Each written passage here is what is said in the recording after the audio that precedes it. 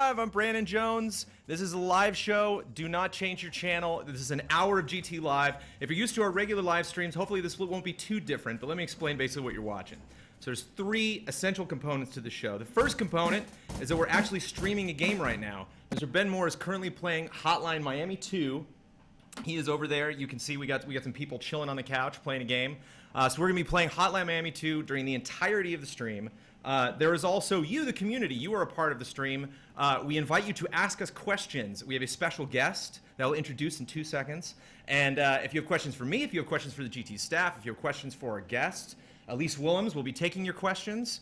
And we'll be awarding to the best question of the evening a code for Ori and the Blind Forest, which came out this week. And the third part, and the most crucial part, is that every GT Live we will have a special guest. And I could think of no more special guest than Mr. Ryan Stevens. Mr. Ryan Stevens, ladies and gentlemen, returning to the game trailer stage. Yeah. Although the game trailer stage tends to move around. This is new for you guys, right? This is very new. This is the first time we've ever been on this stage. This is only one other show has been on this new Defy Media stage. Mr. Ryan Stevens, what do you haven't been back on game trailers in a super long time. You've been hanging out with some of us, but I have not seen you. We're playing Netrunner later tonight. Okay, good. As long as the gaming still continues. But I haven't seen you in a super long time. How have you been? I've been okay. You know, been stewing, growing a rat tail. Nice. But was that a goal? Did you? Kind of. I got a haircut, and the lady was like, "You want me to cut your little rat tail off?" And I was like, "What do you think?" And she's like, "Let it live." So I've been growing this thing for like a month and a half. So I saw some people ask in chat, don't take this the wrong way, Ryan. Okay. I saw some people inquire who the heck you were. And Ryan used to be one of the review editors here at Game Trailers. Used to write a lot of reviews. You created The Depths, which is a show we desperately want to bring back that originally started talking about Dark Souls stuff, but then moved on. Were you ever on Game Trailers of Thrones?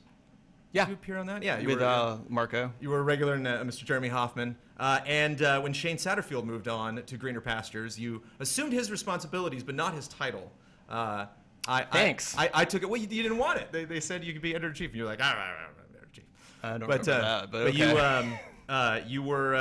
You basically were in charge after Shane took off. So. And you still do that little trailer show? Let's All Go to the Trailers, and yes. Whose idea was that? Yes. Let's All Go to the Trailers started last... I'm sounding pretty cocky. I should January. No, this is all about being cocky. We're GT Live. Okay, I'm going to drink my water now. I can't believe that GT was around for like 12 years, and I had not had the thought to do a trailer podcast where we sit down and watch trailers. And Mr. Daniel Bloodworth was very nice to step in for you in your absence. But that was your idea, and you had a good opinions about trailers. Do you still watch the show on occasion? Do you still check out on occasion, yeah.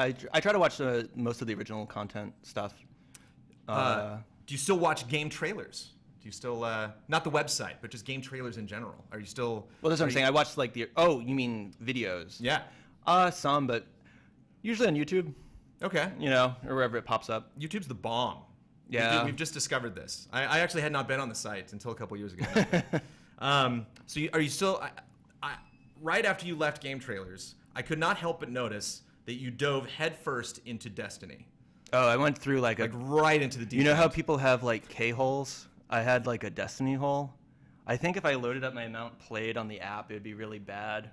I'm not going to do it. But yeah, I played a lot of Destiny. Is it the PS4 app or like a Destiny app? It's the app on the iPhone. Oh, okay. Yeah, I played way too much of it. And, you know, it's not very good. There's some regret there? Yeah, you know, it was kind of like, it's like it's like bad pizza. It's still pizza, you know, you can still eat it. Or like bad sex, it's still sex, consensual. But, yeah, too much Destiny. And then I wasn't going to get the expansion pack. And I don't know if anyone remembers intern Nick, but he hated Destiny more than anyone. But he bought the expansion pack, and then he was yelling at everyone for not buying it because we were like playing together. Well, that was the thing about Destiny. I played a little bit of that. That's what you had to do. Is you had to hate it, and then you had to keep playing it, and then the more you complained, the more you played. Wasn't that pretty much? The way Destiny went? Yeah, I definitely discovered where a subreddit that was just for me, with a lot of like-minded people. Miguel, I want to go back a couple years too. Miguel still plays a crap ton of Destiny. Oh, so I'm outing him to this right day, now. Yeah. He might be playing Destiny right now. Mm-hmm. People are still playing Destiny. Like every time I boot up my PS4, there's one person in there, social on Earth, just strolling around. Yeah, I mean, when the new raid comes out, I'll jump back in. I'll check out the new raid, see what the new bugs are. So, what do you think? Not to turn this to a Destiny conversation, but could they have done something? I mean, is it one of those games where like it just is what it is, you know, and like that's kind of what they wanted to achieve? I think it's a lot about affordances. It's the same reason why I liked Phantasy Star Online, but I always had issues with it. It has all these things that afford it, like an MMO stance, but it never pushes it. And then the expansion pack came out, and it was kind of the same thing. They had couple of good ideas, and it shows you that they're capable of the good ideas. There's just not enough where it just feels kind of lackluster, I guess, in the end. And you can kind of see it in the design. You see how big, like, have you ever looked at any of those? You reviewed Destiny, didn't you? Oh, yeah. Yeah, you look at the map of Earth for patrol, and then you compare it to the other areas with the amount of just the random events, and you can tell that, like, that was probably designed first. It's the first place you go. They spend a lot of time there, and it gets, like, more and more metered out as you go. And I can see why people weren't happy with the expansion as well. The raid wasn't as good, even though the raids still tend to be the most interesting thing, though kind of beating a dead horse here, but it's hard for a lot of people to actually see the content. But, you know, it's funny how the grassroots have kind of made like looking for server and looking for group Destiny servers that, you know, play with the randos and whatnot, or blueberries, I believe. I don't know if Nick the intern is watching, but I learned blueberries is a good term. Did you play with? Did you have like a set crew? Was there like your fire team, and then maybe you had a couple alternates every now and then, or did you just keep bringing in new? Yeah, people? yeah. I played with like Miguel and this guy I barely know over there. Is it Brad? Yeah. Hi, Brad. Played Some with him. weirdo named Brad Ellis. But when I was deep into the Destiny K-hole, I definitely did a little looking for group with Destiny and stuff like that. So are you just like holding off playing any game until Bloodborne comes out, or like what is your Bloodborne prep? What have been some of your favorite games from the year so far? I've been playing Resident Evil Revelations 2. I was one of the, now that I'm just a lowly consumer, I was one of the people who bought the in-game season pass, where I was not able to download episode 2 for 6 days. I heard about that. Got to watch everyone complain and say they're selling their PS4s and whatnot. I just played Ori and the Blind Forest. I'm about maybe a third of the way through that. Very, very pretty and interesting difficulty scaling as the game goes on. Yeah, I think that's probably the main stuff I've been playing, at least lately. But obviously Bloodborne, well, we'll get into talking a little bit more about Bloodborne later in the show, because having you on, we got to talk about Soul stuff. But I mean, excited, obviously, right? I mean, yeah. Today, a bunch of stuff leaked from Edge, and there's definitely a couple things that I've already kind of assumed going on there. I won't say anything in case anyone's worried about even the mildest of spoilers. But going back to like the original E3 showing, I'm still a little concerned that it's kind of pushing mechanics ahead of a bigger feel, a bigger world, which I still think it's going to be a big world. There's still going to be shortcuts and a lot of stuff, but I'm wondering if it's taking a tiptoe in the direction of Devil May Cry and maybe a tiptoe away from, for lack of a better term, like a Zelda-like game, which I'm not so sure how much I'm going to enjoy. I always kind of like the slower action with the shields. I'm definitely Team Shield, which I think is probably a minority right now, but I'm definitely, day one. So I have stayed away from the Souls games, but I have to play Bloodborne because I love the aesthetic. Well, we live streamed, me and you have actually live streamed a Souls game. That was one of my proudest moments. And you tricked the boss into killing himself. We had a lot of, I believe I was jumping out of the way, peeing in my pants. I don't know if there was a lot of tricking going on. I think I just lucked out in that moment. But yeah, that was a very classic game trailers on Twitch highlight. But can I call you at like 2 in the morning when I'm just like crying, weeping, trying to get through Bloodborne and my skills aren't up to snuff and I don't know what to do? Can I lean on your shoulder, Ryan? Yeah. Any other games this year? Are you excited? Batman's looking good, man. Again, I wish it was more smaller. I mean, we've had this debate as well. More smaller. Yes. But I'm thinking. See, I'm making the call. I'm not making the call that like they're definitely going to do this, but I think it'd be really cool if they went back to the asylum. If they're going to wrap everything up. That's where that last fight has to happen. Did you read the ESRB leaks about the M rating stuff? Yeah. Is that like a spoiler? It's kind of a spoiler, so we don't have to go into detail. Okay. But I think it's probably going to do something that certain people are not going to be happy with. Okay. From the sound of it, I don't know. I'm still definitely psyched. I mean, when I saw that game at GDC last year, it looked like sex with a really bad frame rate, and I'm assuming they're going to make a sexier frame rate for the sexy Batman now. I think that's like 10 times you've said the word sex on the stream, and I love it. Thank you, Ryan. Are we age-gated? No. It's Twitch, man. We're not the only people talking about sex on Twitch. So we're going to bring it over to the streaming couch to talk to Mr. Ben Moore, who's currently playing Hotline Miami 2. I asked this week, I said, this is big. This is a big deal, guys. This is GT Live. It's going to be our first GT Live with tons of games coming out this week. I believe it was Kyle Bossman that said Hotline Miami 2 would be a good pick. And Ben Moore jumped at the chance to be the one to be playing Hotline Miami 2 today on GT Live. What is it about Hotline Miami 2 that you dig, Ben? You kill a lot of people in Hotline Miami 2.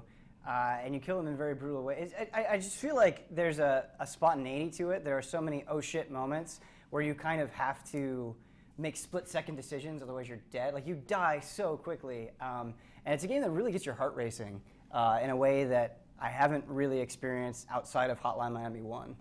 So I dig that pretty much. Is it a good stream game? It is a good stream game because it's so tense, and it's a good stream game in the sense that either you'll die a whole bunch and people will make fun of you and there's entertainment value there, or you're really good and you look like a badass and that's fun to watch as well. Well, you have stopped playing, though. Can you not talk and play at the same time? It's difficult. I'm going to try to talk and play, but Hotline Miami, not an easy game.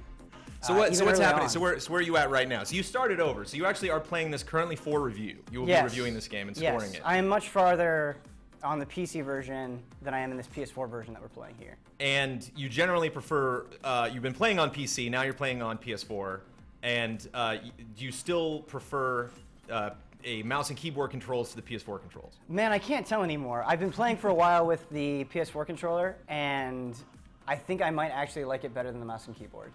The thing that I don't like about the default keyboard setup is you have to look like this with the shift button, and I feel like that's a little awkward. It feels a lot more natural on the L2 button on the DualShock 4. So how far would you say are you through the game? You said it was like campaigns or stages, or how is the game broken They call them up? scenes. Okay. And the thing about Hotline Miami is you don't necessarily know what's real, what's a hallucination, all that sort of stuff. So sometimes it seems like you're in a movie, and here, I'll pause the game, and it has this cool effect where it distorts the screen. Love that. And when you unpause, you get a little grain effect. It's pretty cool. Also want to introduce Mr. Omar de Armas, who looks like your bodyguard. Omar. It's just like, nobody's messing with Ben today. Well, you are a lifeguard, He's giving me right? pro tips. That's what Omar's doing. Yeah. In my free times. Wait. Do you have any? Are you just kind of winging it today, Ben? Do you have any goals for the stream today? To die as little as possible. That's my goal. Is anybody keeping track of this? Omar, are you counting his deaths? How's he been doing so far? Has he been stuck in this one stage the whole time? We can try to keep track here. There's the first one. Mark it down. One death so far. Chat, keep track. But that kind of is the charm of the game, right? That you're just like try again. Yeah, I mean, I sort of liken it to a hyper-violent Super Meat Boy in that sense, where you will die a lot, but you learn more through death. More randomness in this game. There is more randomness for sure. You don't usually see the whole level. Getting killed by an enemy you can't see is really frustrating and happens all the time. That's something I don't especially like. And I should stop doing executions there because the same thing keeps happening. And the respawn is really quick. The respawn's which super helps. quick. Obviously, if you're playing a game where you're just like doing the same thing over and over and over again, you just got to get that perfect run.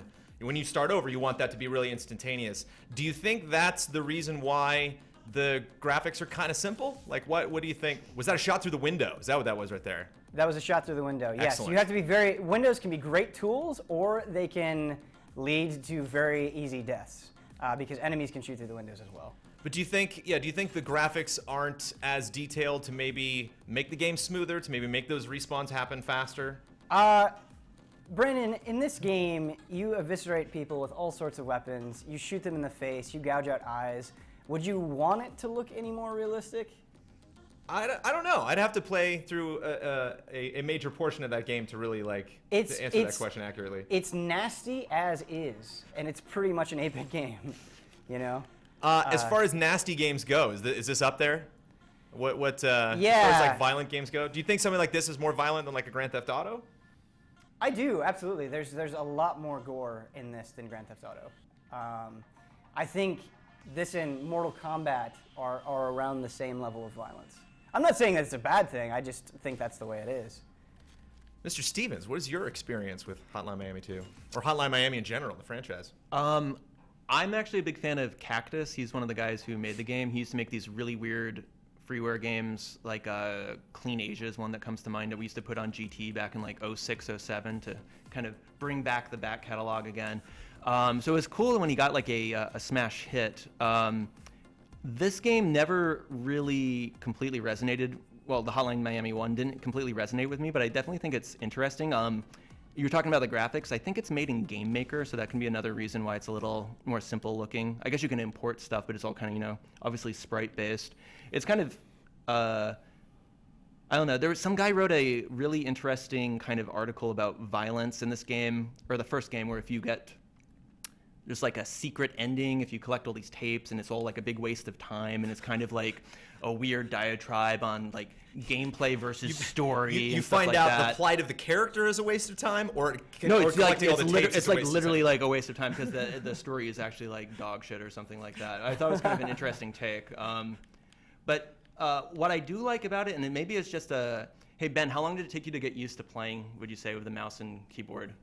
When I was playing Hotline Miami 1, it took me a while. Yeah, I think there's a bit of a learning curve because it's not really traditional. No. There was an old Amiga game, I think it was called Walker, where you would walk, it was 2D side-scrolling, and you'd walk one way and you'd aim with the mouse. I never had an Amiga, but it always seemed so interesting to me. And I don't know if you remember the game Abuse. It was a PC game. It came out by crack.com. It was pretty popular. It got like... It was popular for a while, heavily moddable, open source, but then like the company went out of business. But that was another game where you could, like, you can look left and shoot right, or 360 degree inside. I've always been kind of interested with that.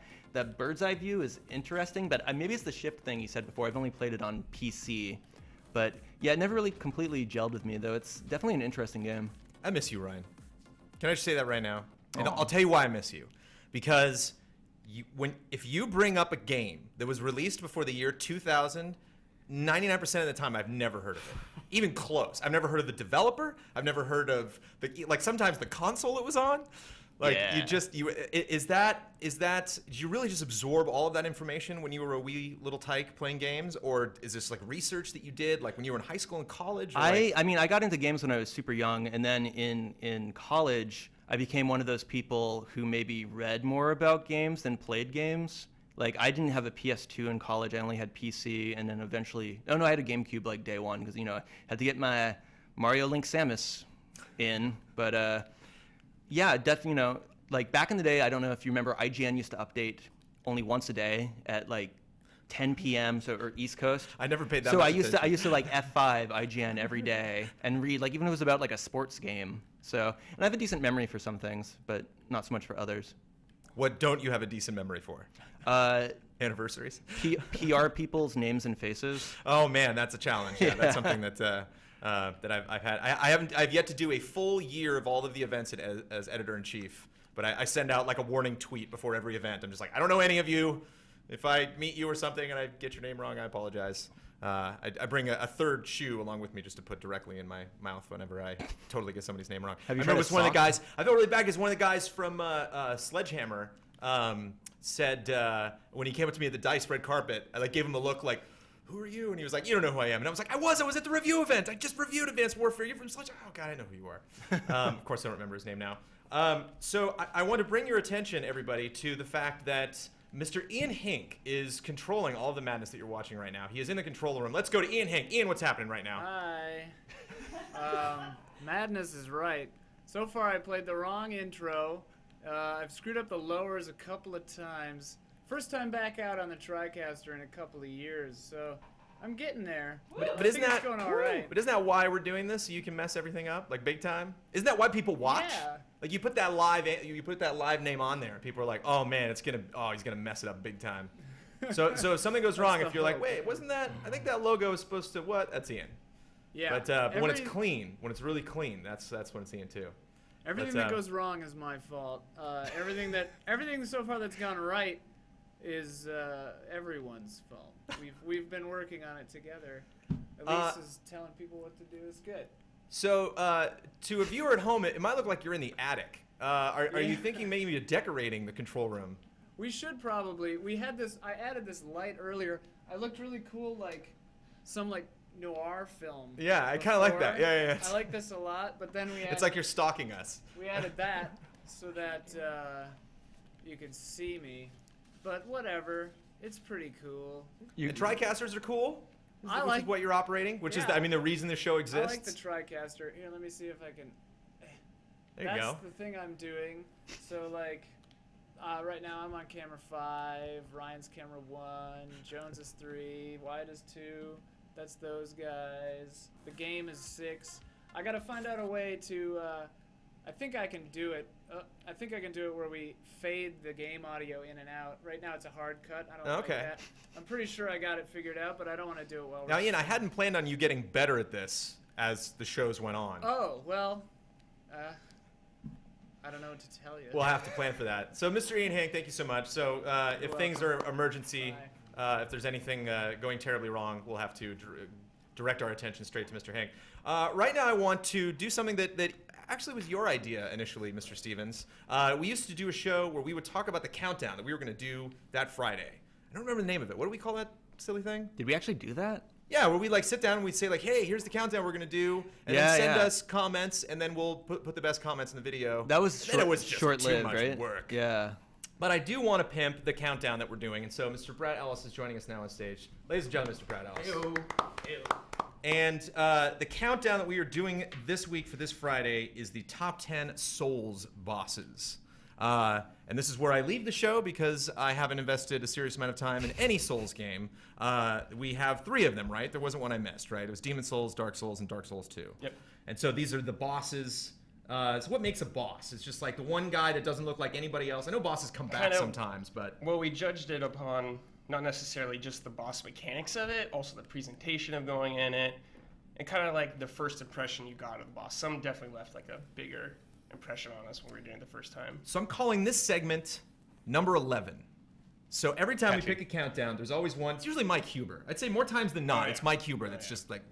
It's really, really upset about something. And I got to admit, I was hoping you guys would come out screaming about something, but it seemed like you guys picked the list pretty fast. It seemed like a pretty This is amicable one of the fastest selection definitely. process. But I want to focus on what didn't make the list. To kind of tease the list that we're doing in the week and open a discussion about, just kind of preempt all the negative comments, because there's always negative comments. That's why you make countdowns, just to piss people off. And so there's always one that's hey, why didn't that make the list? Clearly you guys didn't even think about it. And so, I want to talk about that and show you yeah, we did think about it. So number 11 that isn't going to be on the 11, list, and yeah. we don't want to spoil the list, which might be Right, difficult. right. If we spoil it, then hey, you guys tune in to GT Live and be proud of yourself that you got a little tease of what our countdown is. Number 11, who I have no idea who this is, you're gonna have to tell us, is the Pursuer. Did Sure. not make the top Yeah. 10 list of the top 10 Souls bosses. So tell us a little bit about the Pursuer and why you didn't make the list. So we chose the Pursuer for a couple reasons. When the Pursuer was first talked about by the developers, he was kind of teased as a nemesis-type character from Resident Evil 3, who would kind of appear throughout the game and kind of fight you, and you could run from her and stuff like that. He is kind of I would say, the first boss in Dark Souls 2, where it's for the new players, kind of whoa, this is a real deal kind of thing. I'm getting stomped by this guy. So Pursuer, when you're going through the game, he could show up in many different areas throughout the game. He can originally show up pretty probably 45 minutes into the game for most people, and you could fight him right there, right then. And it's just it's a separate boss fight. But if he kills you, you actually fight him later on in a real boss fight, full health bar and everything like that. If you take him out, do you fight him again? No, he's okay, gone. That's it. He's gone at that point. But later on in the game, there's other Pursuers that show up. And it's kind of a unique example for a Souls game. Do those other Pursuers factor into the number 11 slot, or are you just talking about that first encounter and then possibly the second encounter? Is that Yeah, mostly the that's first and the second entry? were the most important to us. Most people probably won't see the other two. Do you dig the Pursuer, Ryan Stevens? Yeah, I like the Pursuer. He kind of reminded me. Did you ever read or see the movie The Neverending Story? Yes. Do you remember? There's the Nothing, and then there's that guy going around killing everyone. It's like a giant wolf monster thing. Gamork? Thank you. And everyone thinks he is the Nothing or an agent of the Nothing, but he's just more of this kind of nihilistic, driven beast. I kind of thought the Pursuer was like that. I mean, I haven't read his Soul Shard lore in a while, but I always kind of thought it was interesting that here's a character who's dogging you at. I mean, it would have been better if he really did dog you at every turn, but here's a character that's dogging you and is trying to stop your quest and seems to have more of an agenda than someone else, even if the agenda in itself is just to stop you completing your quest. But having him just be in different geographic locations kind of gives a little more oomph to that, as opposed to people that like, I'm walking around in my boss lair, doing bossy stuff. So if you were to make your own personal list of top 10 Souls bosses, would the Pursuer be on it? Do you think it was a crying shame that the Pursuer No, did not get I'm included? actually disappointed by the Pursuer because I thought he was kind of under represented. But I do think he's funny when you fight him in his, lack of a better term, his legitimate area. If you are able to parry him, you can actually run to a, what are those giant arrows called? A Ballista. Ballista. I just said barista, like Starbucks. And you can like shoot him for massive damage. But it's kind of funny to be able to use like one of the props and be rewarded as such. And that's like the whole thing about Souls games, right? It's like, because that was what cracked me up. See, when we were in the old Viacom office, my office was right across from the kitchen, and I would hear you guys talk about Souls games. And it literally sounded like we were just actually talking earlier about television shows and like television shows that try to make people sound like they play video games. And it sounded like you guys were talking about some weird fantasy game on some weird show with like made up names and the item, or did you know that this sword did this or something? But that's it, right? That's like not it. I mean, there's many things about the game that are incredible, but that's one of the big things, and that's something that I'm actually kind of like nervous about because I really want to play Bloodborne quote unquote the right way, which I know doesn't exist. But like finding all those weird things, I don't know if I'll love that. I think that'll just bug me. But just being hunted by this guy, like having different experiences, that's why you dig him. Why didn't he make the list? Why was number 10 so darn special that he booted him out? There's just too many to pick from. There's a ton of bosses in Dark Souls, but at the end of the day, we just thought he wasn't worthy of the top 10. I thought it was interesting just to throw this out there because we have a couple more minutes in the discussion. You guys mentioned Dark Souls 2 was kind of like, was it 2 that was lacking in the boss department? There was one of the games you were like, meh. Like one of the games is actually kind of not represented very well on our countdown. Well, we do. I mean, yeah, we have bosses from everything, but for me personally, when I look back and playing through all of them, I think Demon Souls personally is the weakest bosses for me. But I know probably no one else will agree with me on that. So that's just you. That's just you're me. Not throwing I'm not anybody else throwing under the anyone bus. on the bus from GT. That's just me personally. Best bosses in a Souls game. What do you think? Which I'd one? probably say Demon Souls.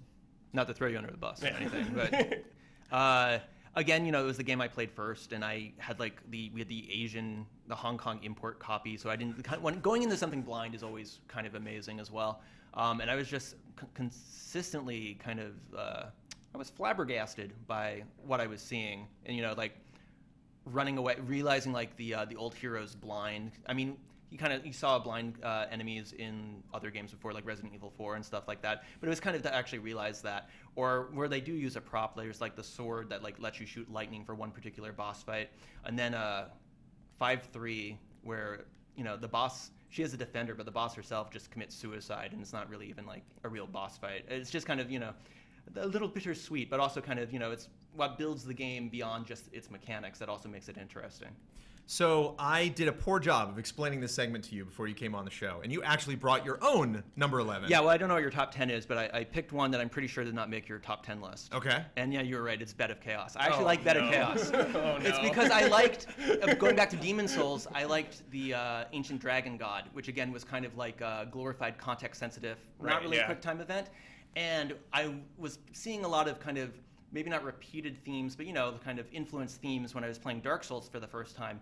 And I was completely just flummoxed, not flabbergasted, flummoxed when I first got to Bed of Chaos. And I actually was able to kind of go back into my Soulsian knowledge. And I was like, I wonder if this is like a gimmicky boss again. And then it clicked, and it has that dramatic slide and everything where you go down and the brambles and whatnot. And it was just... I like when things are different. It's funny, people are always complaining about... it's funny because people were complaining about the lack of interactivity in something like The Order recently. Did anyone ever play Star Tropics, maybe, back in the day? Yeah, you've mentioned Star Tropics a lot. I need to stream this game one of these days. Chapter 4 of Star Tropics has no combat. You're literally, it's a Pinocchio story. You're swallowed by a whale, and you're only on the map screen. And my little 11-year-old head was like, this is a game, but there's no game here, and this is crazy. So sometimes you just want to zig when everyone else is zagging. I think I reversed that though. You should zag when everyone's zigging. Yeah. I think it can go both ways. That's the beauty of it. And we have Mr. Ben Moore, who's a huge Souls fan. Any entries in the Souls list that you were upset about that didn't make the top 10 other than the Pursuer?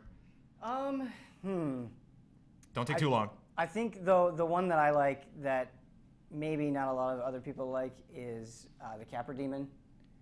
It was kind of a get good moment where It was something I like beat my head against the wall for an entire night, and then early in the morning I finally conquered it, and it was like, aha, I feel so good. It was a moment when I said I'm going to be playing these games forever. But it's not really the Kefir demon, it's the two dogs. Yeah, the two dogs are the worst part for sure. You've also clearly bored Omar, who's just he's taken off. He's done. Omar's doing stuff. He's taking care of business. And Elyse clearly doesn't like the way you smell, Ben, because she's She's manning keeping her the distance. chat. Brandon, we're keeping things locked down. That's what we're doing. Speaking of keeping things locked down, we are GameTrailers.com, everybody, and we have trailers on the website. And so I wanted to make a point. It is halfway through our stream. Can you believe it? It's already been 30 minutes. I think it's a perfect opportunity for us to watch a trailer that's really awesome. And today we're giving away a code for the best question that we'll get to in a little bit for Ori and the Blind Forest. And I thought Ori and the Blind Forest had a marvelous launch trailer. I would even call it badass. So here it is, ladies and gentlemen. Here's a badass trailer. Enjoy.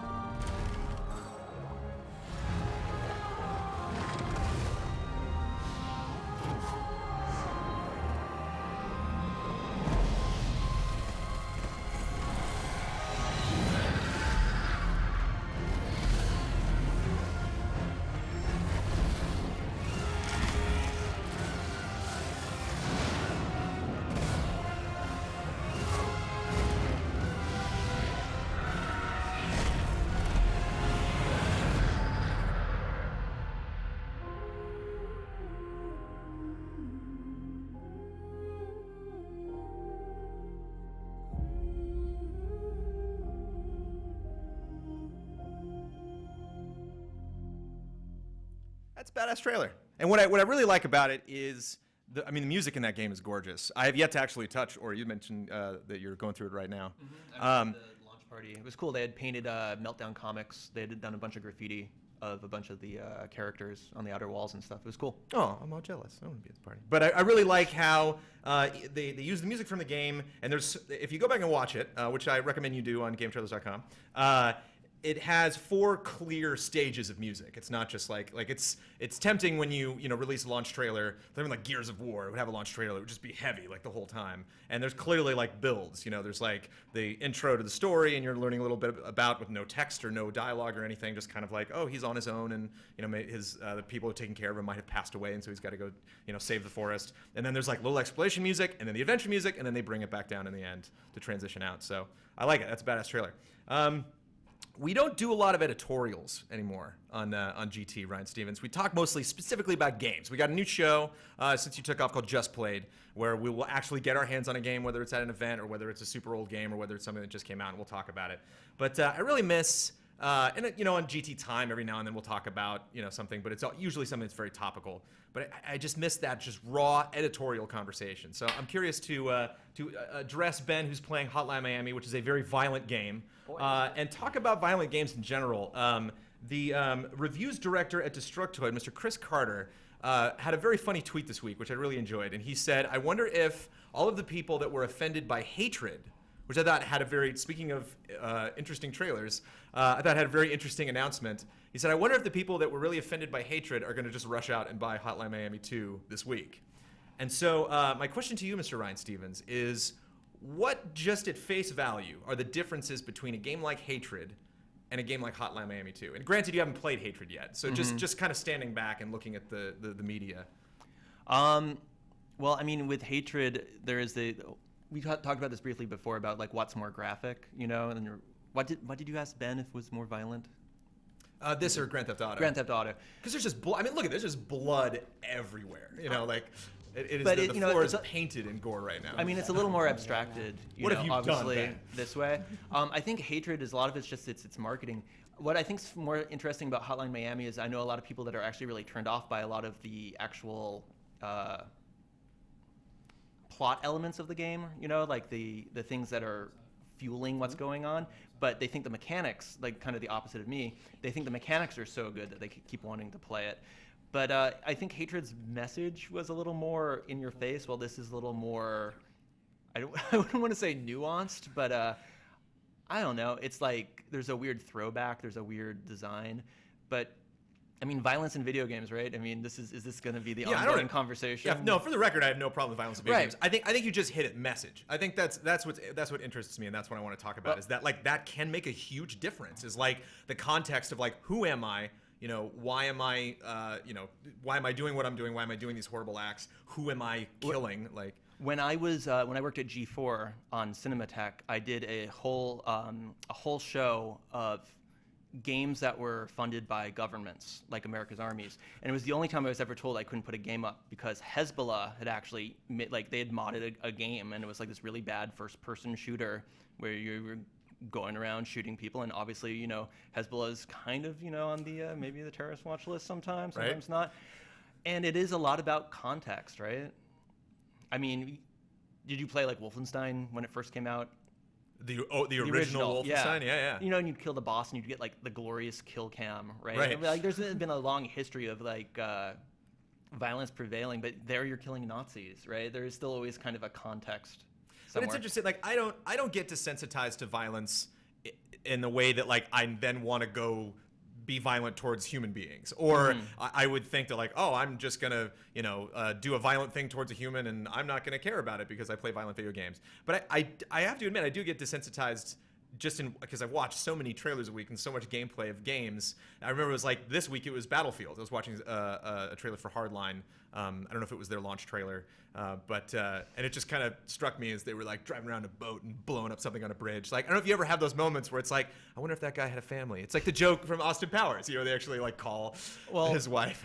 I mean, it's the body count question, right? And it's why people keep talking about Uncharted 2 when Drake throws the guy off the wall, and if you stay, you see him swimming away. He lived. Or when you play when you play the Batman games, none of those guys died. The animated series, they like made a point to show them like getting out of the car, and like no, he's fine. Yeah, so it's kind of funny in Arkham, the new Arkham, that you're firing. I still think it's funny that you're shooting rockets when you're in the Batmobile, that explode. Yeah, But whatever. It senses if people are living or not living. So if you're like aiming at a drone, it's like, I'll use this gun. And if you're aiming at a person, it's like, oh no, I'll go back. Is it actually like retconned into Batman's rockets on his Batmobile? I think that was. I don't know if the developers at conventions can specifically speak to retconning Batman lore. But I mean, I think Hatred's real parallel is probably more something like Postal, right? Or Postal 2, obviously, where it was like you can beat Postal 2 in 45 minutes. It's like you go get a stamp and some milk and you wait and you let the days pass. But it's about being like this weird misanthropic murderer and going around and killing people and putting a cat on your shotgun. I didn't really play Postal 2, but it made the rounds. Postal 3 ever come out? Maybe. I don't even know. That's another reason I miss you, Ryan, is words like misanthropic don't get thrown around a lot. Have you seen that? I've been tweeting you every time I see the word Kafka-esque.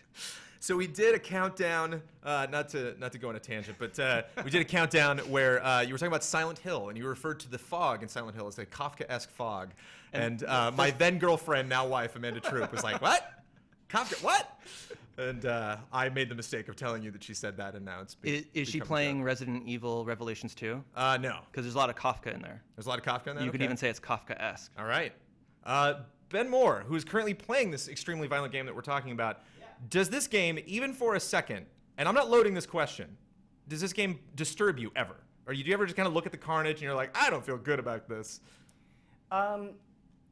No, because it's hard to completely understand what's going on with the narrative so far. They're being intentionally misleading and making you question everything. And so, it's hard to be too taken aback by something if you're not sure if the game's being serious or if it's just trying to pull one over on you. Even the opening scene? Not even for a second? Yeah, if the game is knows itself enough to put that warning in there and to put a setting in the settings like, hey, we can turn off that scene for you. Isn't that too much? The problem with the opening scene is I saw it months and months and months ago, and so when I witnessed it here, it didn't have the same effect on me. But yes, the first time I saw a video of that scene, it did disturb me a little bit.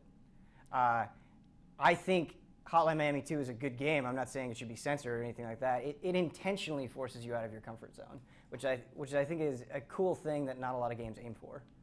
So to wrap up, this leads us right into our next segment, which is just one last time before we get into the Q&A portion of the show, to check back in with the streaming couch and talk about Hotline Miami 2 and how the stream's gone. How's it been, Ben? Brandon, we had something happen, and you Oh guys my were in the midst goodness. of a discussion we couldn't show you. There's a point where you kill somebody in this level, and you Right. you have to go get their keys. And the keys actually fell in a place that we couldn't get to them. So we couldn't finish the level and had to restart it.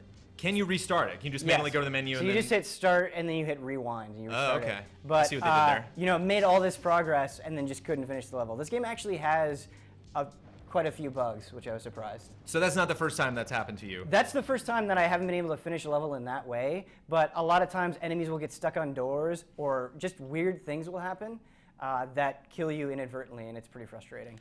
Was that common in Hotline Miami 1? I don't remember it being as buggy in Hotline Miami 1. No. It's been a while, but I don't remember what happened, it being Ryan? so buggy. What happened? Well, if it's still made in Game Maker, they were just bought by like a casino company, so maybe they're Oh. funneling that money into making free-to-play apps. I don't really know. That's probably it.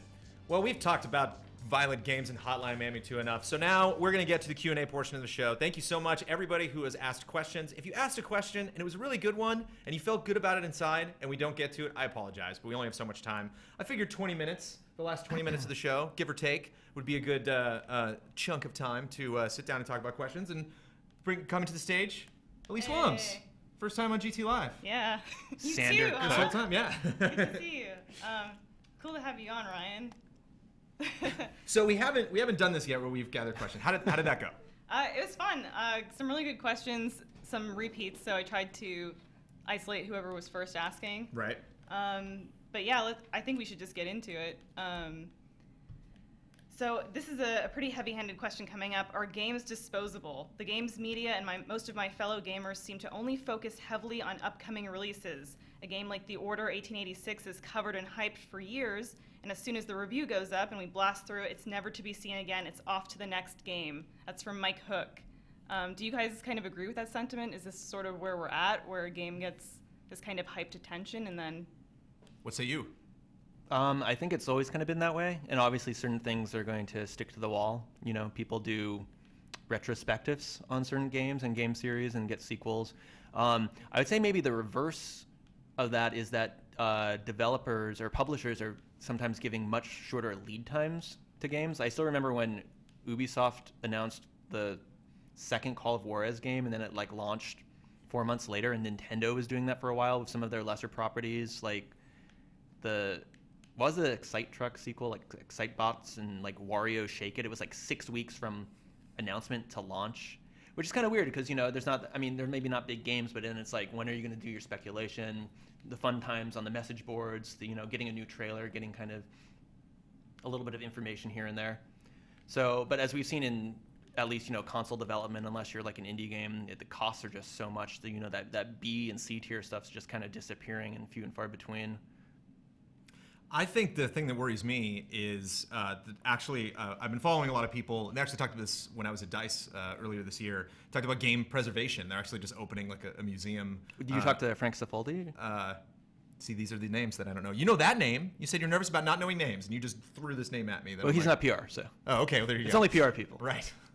Is he the one who's building this museum? He's one of the guys that was really big into game conservation. He worked at Gama Sutra for a while and some other, I think, 1UP before that. But he's a cool guy. A lot of interesting stories.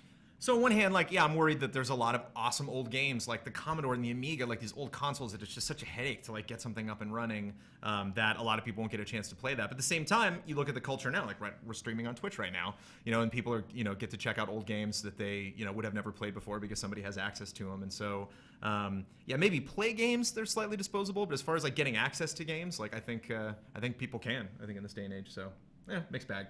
That's a safe answer. Mixed bag. This question. I'm flummoxed. Can we get a graphic for? Yeah. We need a mixed bag graphic for this show. Okay, I'm gonna just make a note. Just make a note of that, please. This one is such a Ryan question. It's from.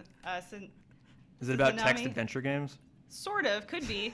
Sazanami Style wants to know if you had to introduce somebody to a totally obscure and unknown 90s or 80s PC game that they've never heard of, but is interesting to play and people should do so, what would it be? Well, yeah, I mean, I don't know. I think almost everything from the 80s is probably kind of obscure at this point. Yeah. But again, I think I'd really want people to play Trinity, which was this Infocom game. I don't know if you guys saw the news where GDC Brian Moriarty wanted someone to redo Loom. Ian, do we have a Trinity Yeah, B-roll? just Can we roll roll that that in in? for us, Ian, please. Trinity, please? No, not It kind of okay. looks like a sorry. blue screen of Don't death. have it.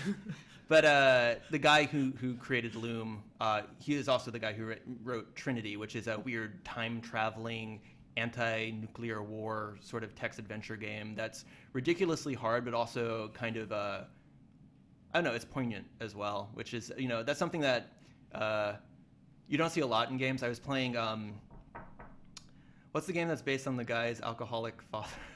Oh, Papo and Yo. Oh, right. Finally played it. Been wanting to play it for a long time, and I think I said this game is like equal parts poignant and janky, and but it made me realize a lot of times, you can get a certain level of emotional pornography, but to actually get something that actually has any sort of real weight to it is sometimes kind of hard to pull off.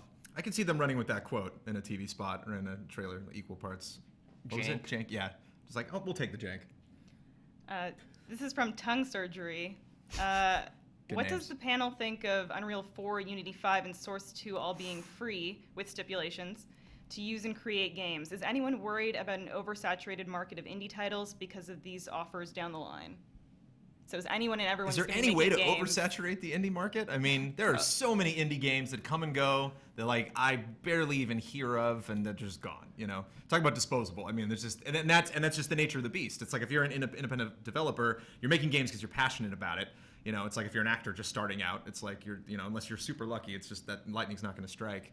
I'm probably going to regret saying this, but I feel like a lot of interesting indie games, like if you read like the stuff going up on Kill Screen or whatever Rock Paper Shotgun kind of scrapes up, a lot of the stuff's very interesting, but there is so much of it that sometimes you just want to get that nugget of what it is, and a lot of times it's not always worth diving into.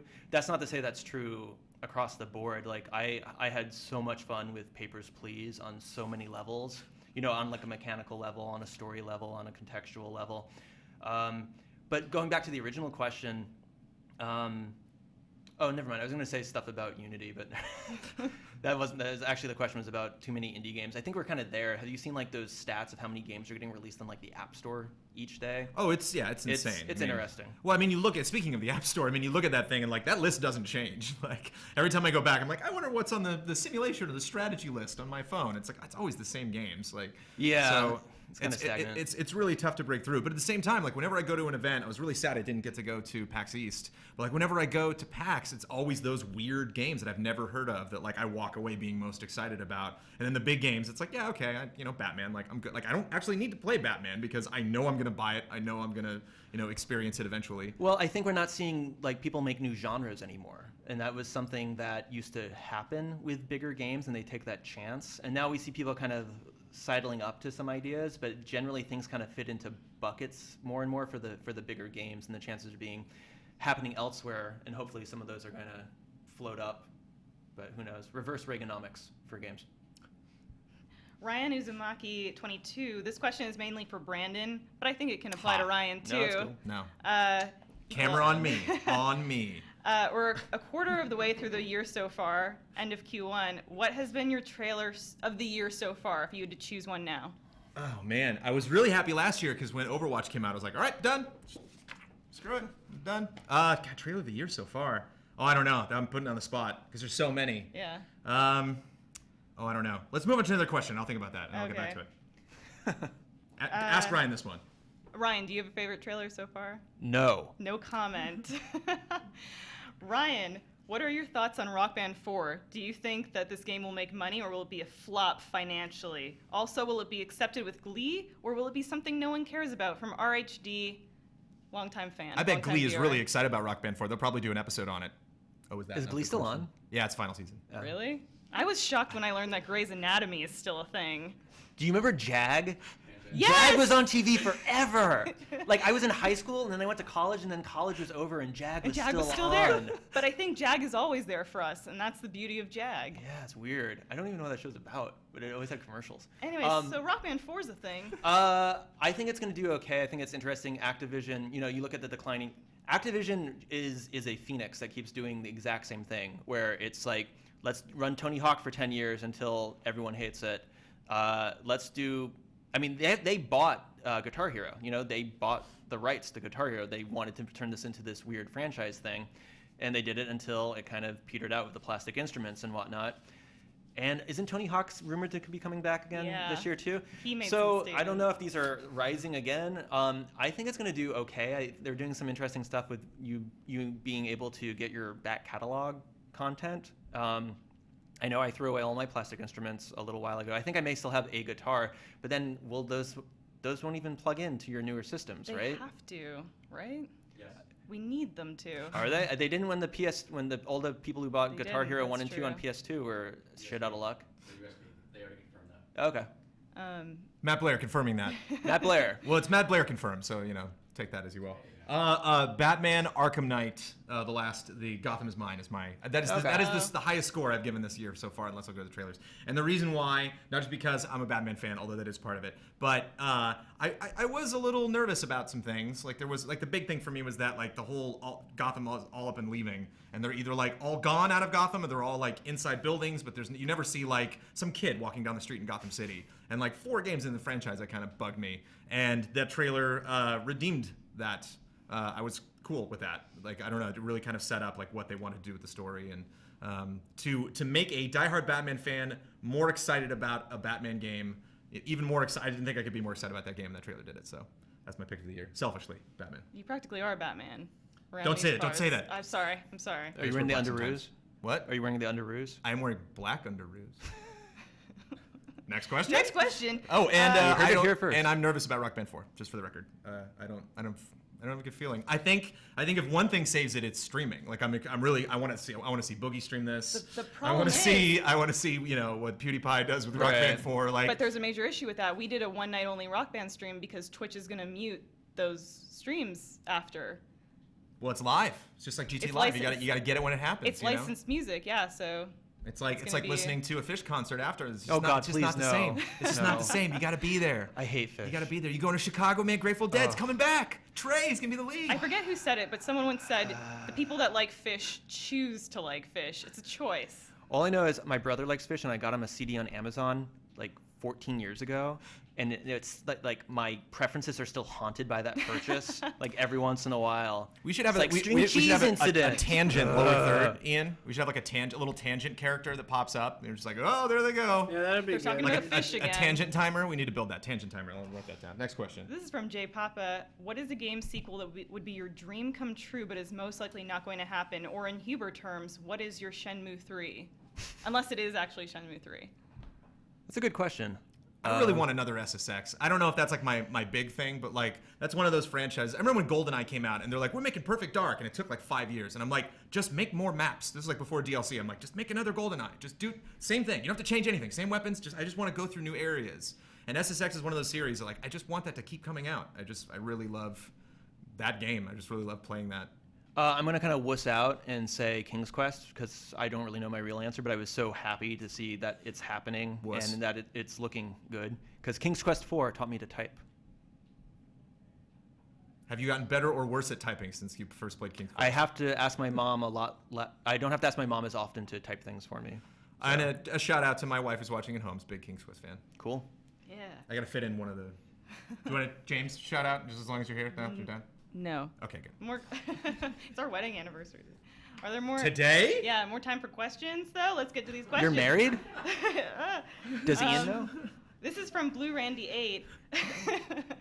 What do you guys think of the idea of the Souls games PvP/Covenants incorporated more into the bosses, almost like Evolve? So like you'd have Old Monk from Demon Souls, where an opposing player gets to play as the actual boss. Do you think that this is like a trend that we're going to see more? Brad Ellis, thumbs up on that one. You want to just on camera, thumbs up. Just get that thumb out there, Brad. Just so they can see it. Nope, it's on camera. over. There, yes, there. Good. Get it right there in Ben's face. Ben, you like that? You like Ben's nodding. Thumb up. Looking thumb. Thumb up from Brad. Nod from Ben. What say you, Ryan Stevens? No, it's cool. I mean, again, when I was playing that game before I knew anything about it, I came into the office, and this is with Justin and Patrick, and I was like, last night, I was the boss for someone else. They're like, what? But it's kind of funny, like, that idea has definitely been maybe not used so well, but, like the Watch Dogs multiplayer tried to do something like that as well. Not really a boss, but that kind of idea has been, people are trying to incorporate it, and I think it's an interesting way to get people to play a multiplayer game even if they don't necessarily want to play a multiplayer game, and add a little bit of that human element that does make games a little more fun. I don't know jack about Souls, but You don't know Jag? I don't know. No, yeah, I do know Jag. I mean, we were talking about Jag. I can go on Jag for 4 It hours. always comes back to Jag. I'm concerned if Jag will come up in future episodes of GT Live. I'll have a problem with that. I'm going to make sure it does. But it's like we're in this next gen now. I think we're far enough into it that we call it we can safely call it the current gen without it's like you write the new year and you cross it out in checks. But this whole kind of messing with multiplayer, this whole kind of like Fable Legends and Evolve and you're saying Watch Dogs, that feels next gen to me. That's really exciting about this new generation. That's not something we were doing last gen.